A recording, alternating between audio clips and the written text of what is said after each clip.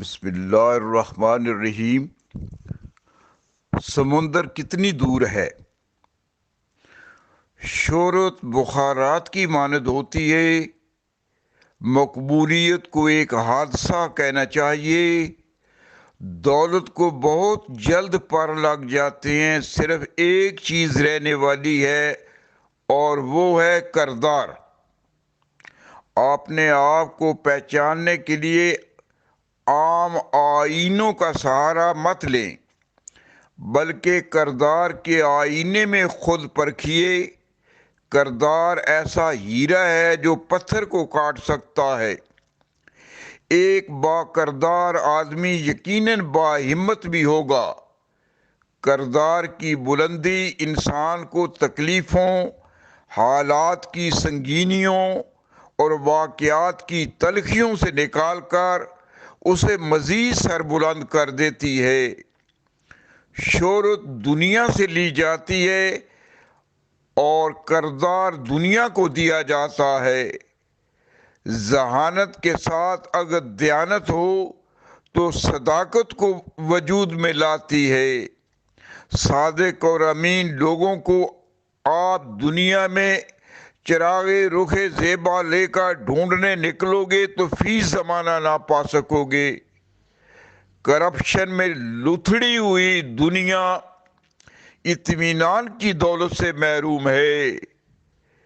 اس بے سکون بدشگون حالات میں جو لوگ کامیاب زندگی کر رہے ہیں ان پر اللہ تعالیٰ کا خاص کرم ہے، اور وہ معدود چند لوگ ہیں جو اطمینان کی دولت سے مالا مال ہیں۔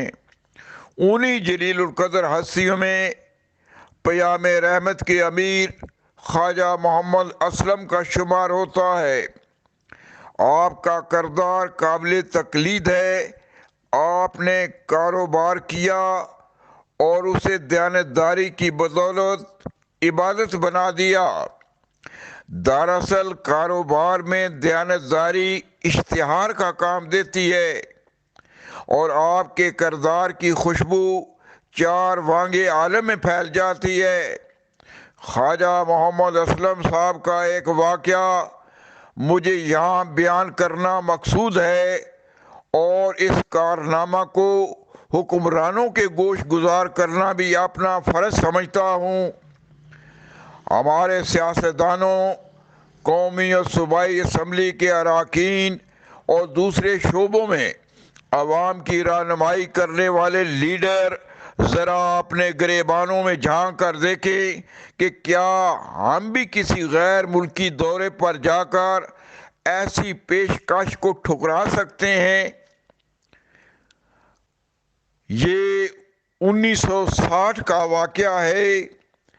جرمنی کے ایک عالمی شہرت یافتہ کمپنی ہے جس کے ساتھ خواجہ محمد اسلم صاحب کا کاروبار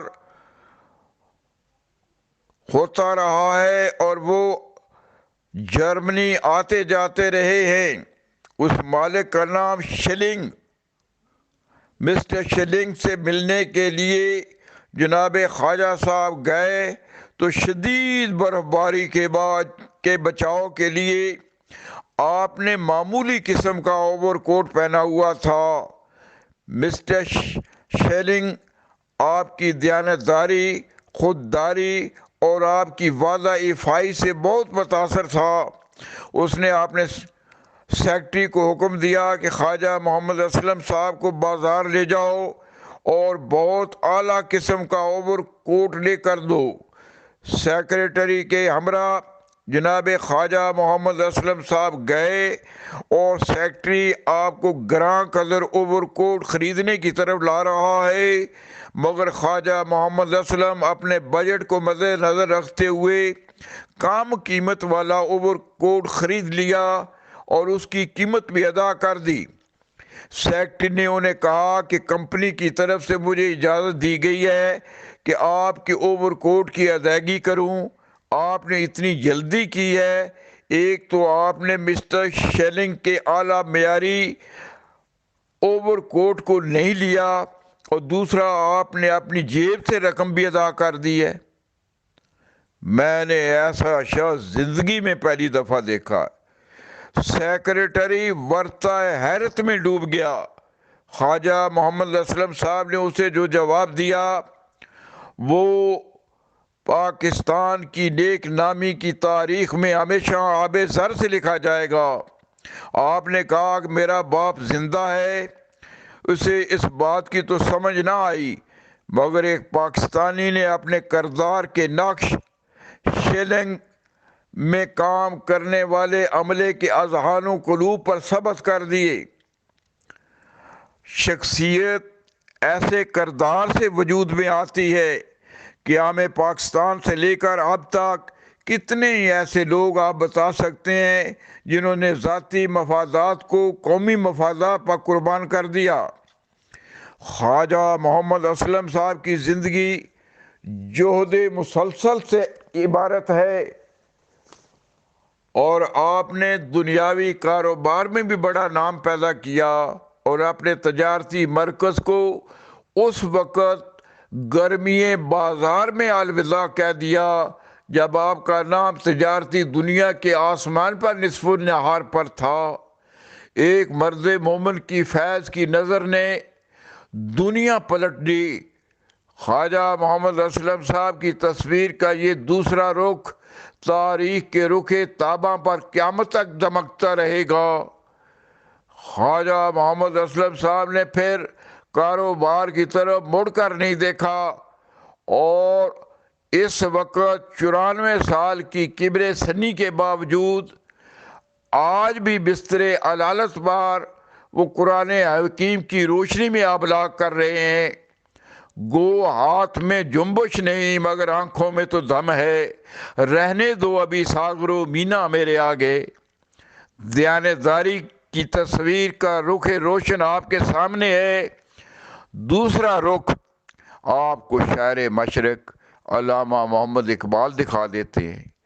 اس آئینے میں وہ اپنا چہرہ خود بخود دیکھ لیں اور فیصلہ کریں کہ دل کی آزادی کے شہنشاہ کون ہیں اور شکم پروری کے پرچارک کون ہیں۔ دل کی آزادی، شہنشاہی، شکم سامان موت، فیصلہ تیرے ہاتھوں میں ہے دل یا شکم۔ علامہ اقبال نے تصویر کا دوسرا رخ پیش کیا۔ میں کدے میں ایک دن ایک رندے زیرک نے کہا، ہے ہمارے شہر کا والی گدائے بے حیا، تاج پہنایا ہے کس کی بے کلاہی نے اسے، کس کی اوریانی نے بخشی ہے اسے زری کبھا، اس کے آب لالا گوں کی خون دہقاں سے کشید، تیرے میرے کھیت کی مٹی ہے اس کی کیمیا، اس کے نعمت خانے کی ہر چیز ہے مانگی ہوئی، دینے والا کون ہے مرد غریب و بے نوا، مانگنے والا گدا ہے صدقہ مانگے یا خراج، کوئی مانے یا نہ مانے میر و سلطان سب گدا۔ اگر آپ اپنی زندگی بدلنا چاہتے ہیں تو اس کے لیے لڑنا پڑتا ہے اور آسان کرنے کے لیے سمجھنا پڑتا ہے۔ وقت آپ کا ہے، چاہو تو سونا بنا لو، چاہو تو سونے میں گزار دو۔ اگر کچھ الگ کرنا ہے تو بھیڑ سے ہٹ کر چلو، بھیڑ ہمت تو دیتی ہے پر شناخت چھین لیتی ہے۔ منزل نہ ملے تب تک ہمت مت ہارو اور نہ ہی ٹھہرو، کیونکہ پہاڑ سے نکلنے والی نہروں نے آج تک راستے میں کسی سے نہیں پوچھا سمندر کتنی دور ہے۔ اقبال خان کے ساتھ منشا قاضی، اشرف المخلوقات یوٹیوب چینل لاہور اور زنجیر نیوز